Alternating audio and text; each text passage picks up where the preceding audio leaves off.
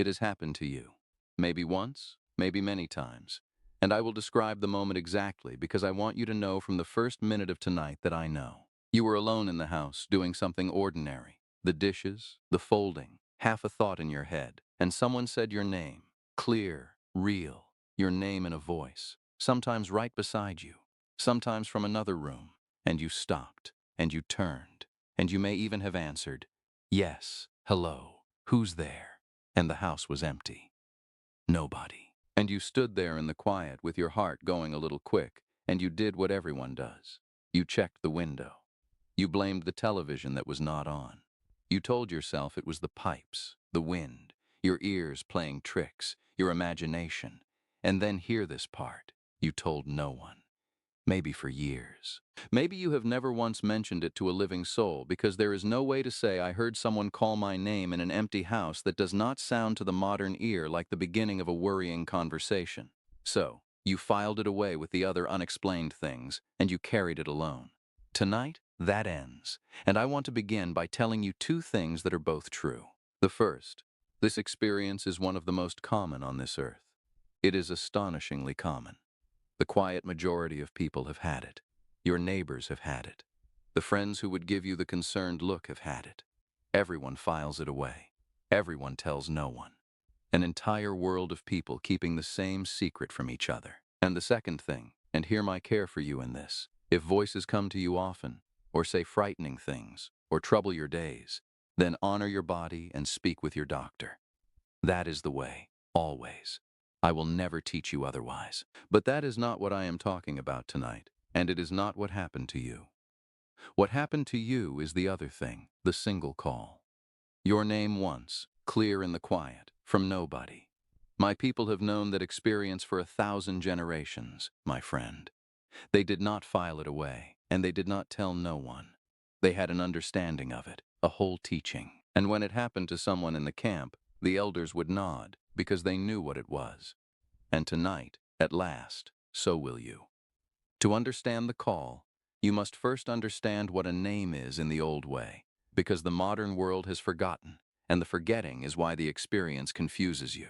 To the modern world, your name is a label, a filing word, letters on cards and forms, interchangeable, ornamental. To my people, the name was among the most sacred things a person carried. Names were given with ceremony, sometimes earned, sometimes changed at the great turnings of a life, because the name was not a label for the person. Hear this. The name was a cord to the person. The old one said, "The name is the handle of the soul. It is the one sound in all the world that reaches past your ears and touches the actual you." And you know this is true, my friend. You have proven it your whole life without noticing. In a crowded, loud room, 100 voices roaring, you hear nothing, and someone across that room says your name once at ordinary volume, and you turn instantly. Out of all that noise, that one sound found you, hooked you, turned your whole body, because your name does not travel to you the way other words travel. Other words knock at the ears. Your name walks straight in. That is why in the old way the speaking of a name was never casual. To call someone's name was to reach for them, to take hold of the cord. And the old people were careful with names the way you are careful with things that are loaded. And now hold that understanding up to your empty house. If the name is the cord to the soul and the cord was pulled clearly, unmistakably in a room where no living person stood, then the question is not whether you imagined it. The question, the old question, the one the elders asked when it happened, is the one I will spend tonight answering. Who reached for you? And why? And so you understand how seriously the old ones held this. Let me tell you what I witnessed as a boy. The first time I ever saw the teaching in action. A man of our community, a practical man, not given to talk of unseen things, came to my grandfather troubled, and I was in the room, small enough to be forgotten in the corner, and I heard him tell it. Working alone in his shed, middle of the afternoon, and his name spoken clear in the doorway behind him. And he turned with his greeting already coming, and the doorway stood empty, and the yard beyond it empty, and he had walked the whole property and found no one. And it had been sitting on him for days. And I watched my grandfather receive this the way you receive serious news. No smile, no dismissal. And he asked the man two questions. Whose voice? And the man was quiet a long moment, and then said the name of his mother, gone 11 years. And then, what is happening in your life right now?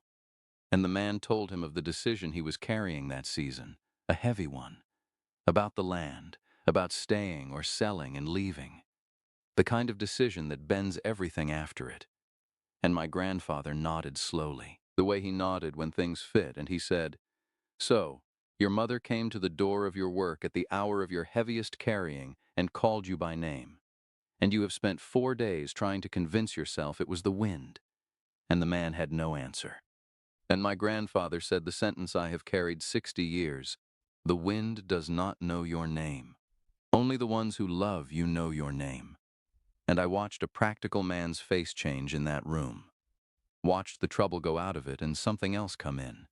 And he made his decision that season with a steadiness people remarked on. And he told my grandfather afterward that he did not feel he had made it alone. That is what the old understanding does with this experience, my friend. The modern world files it away and carries it alone for years.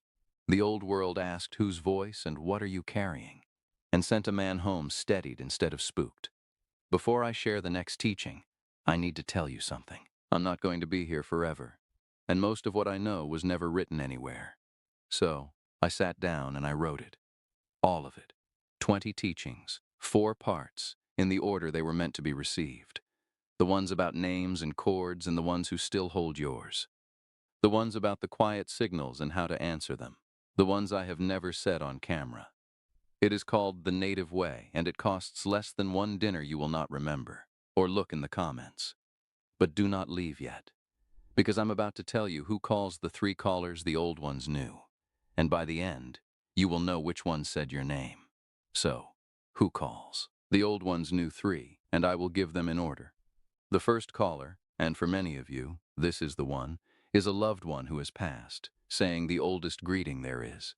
Think about how the ones who loved you announced themselves in life. They did not begin with speeches. They came through the door or into the kitchen or up the porch steps, and they said your name. That was the whole greeting. Your name in their voice, meaning, I am here. I came to see you. Where are you? It was the first word of every visit for 40, 50, 60 years. And hear what my grandmother taught about this, because she taught it plainly. The ones who love us do not learn new languages when they cross over, grandson. They speak the way they always spoke. And when they come near, which they do, I have taught you this, they announce themselves the way they always announce themselves. And notice something about your experience, the ones of you who have had it. Notice what I know without you telling me. The voice was familiar. Was it not? In the startled moment, you may not have placed it, but sitting here now, being honest, many of you know exactly whose voice said your name in that empty kitchen, and some of you have known all along, and it is precisely why you told no one, because the voice belonged to someone who could not have been there. Hear the old understanding, my friend. The call was not a malfunction of your grief. It was a greeting. The same greeting that came through your door 10,000 times, come once more from a little farther away. They did not come to frighten you. What loves you does not frighten you. I have taught it before, and it holds here above all. They came the way they always came, and they said what they always said first, your name. I am here. I came to see you. And if you are asking, as some of you are asking right now, why only the name? Why not more? Why not a whole message? Then hear the gentlest answer the old ones gave. Because the name was never the beginning of the message, my friend. The name was the whole message. Think of everything that lived inside the way that one voice said your name across a lifetime. The love, the familiarity, the belonging, the home of it. They did not need a second word in life. They do not need one now. The second caller, the old ones taught, is an ancestor you never met, and this call comes at particular times. So, check your memory against this. The old ones noticed that the name call from the deep line, from the grandmothers and grandfathers beyond the ones you knew, tends to come at the thresholds of a life, in the seasons of great change, before or after a loss, at the edge of a decision that will bend the remaining road, in the long, uncertain nights of an illness, yours or someone dear. When you are, without fully knowing it, standing at a door. My grandmother said the deep line watches its living, the way shepherds watch the flock, mostly silent, mostly still, and it speaks when it speaks at all, at the crossings. And the call at the crossing is not a message with contents. Hear this.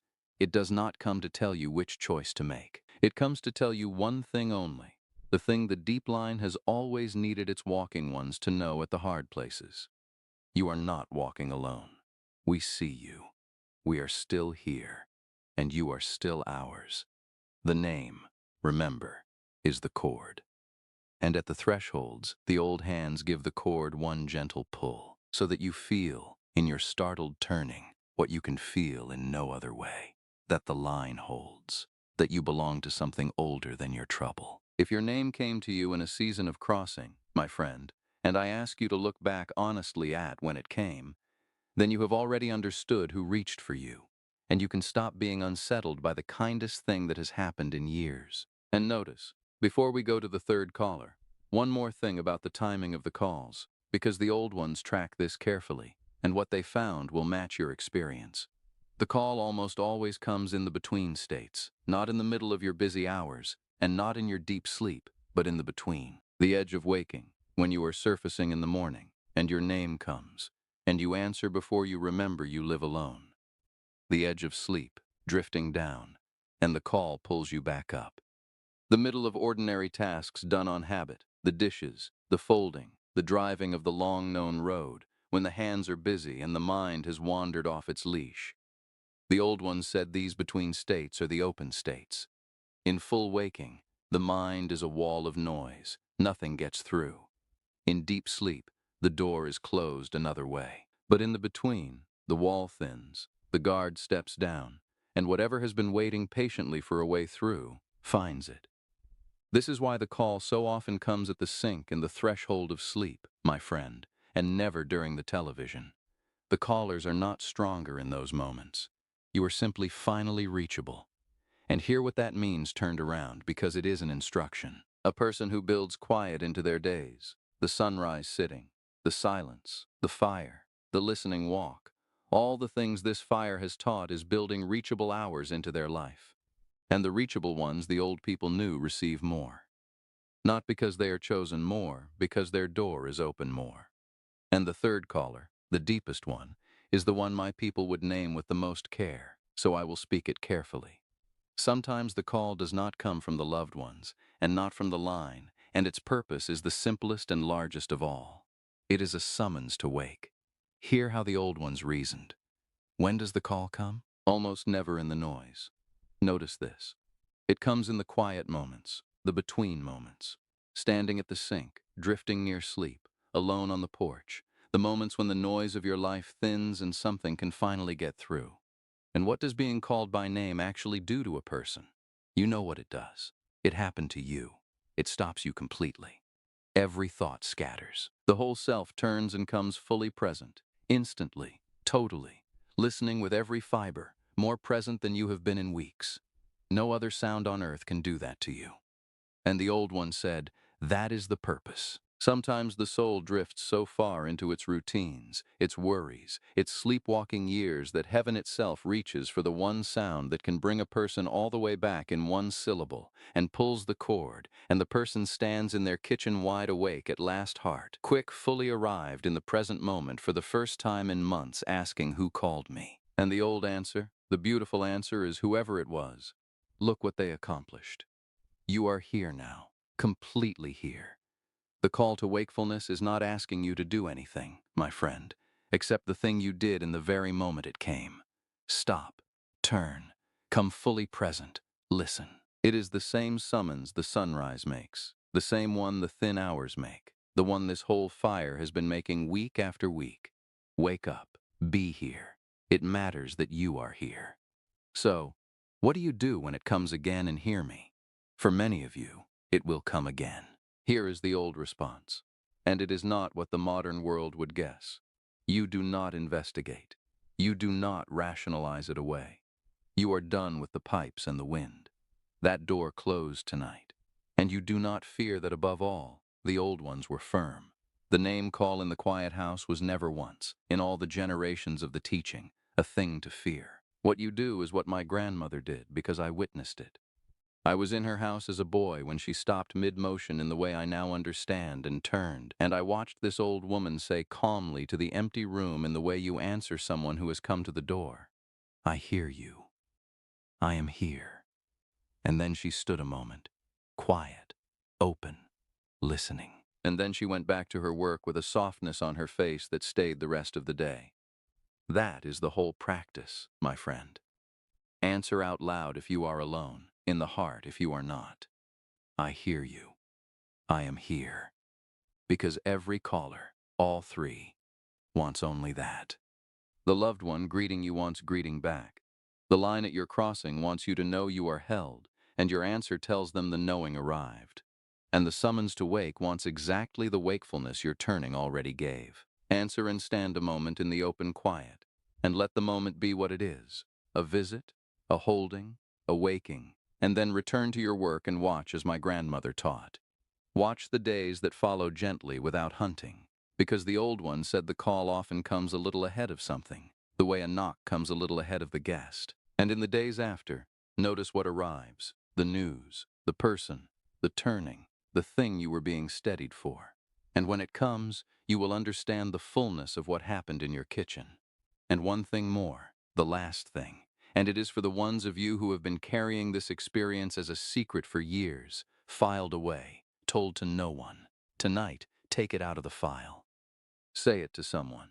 Tell them what you heard, plainly, the way you would tell any true thing, and watch what happens, because I promise you what happens. Half the time, the person you tell goes very quiet, and then they say the sentence they have been holding as long as you held yours. That happened to me, too. The whole world is keeping this same secret from each other, my friend. An entire generation startled in their kitchens, saying nothing.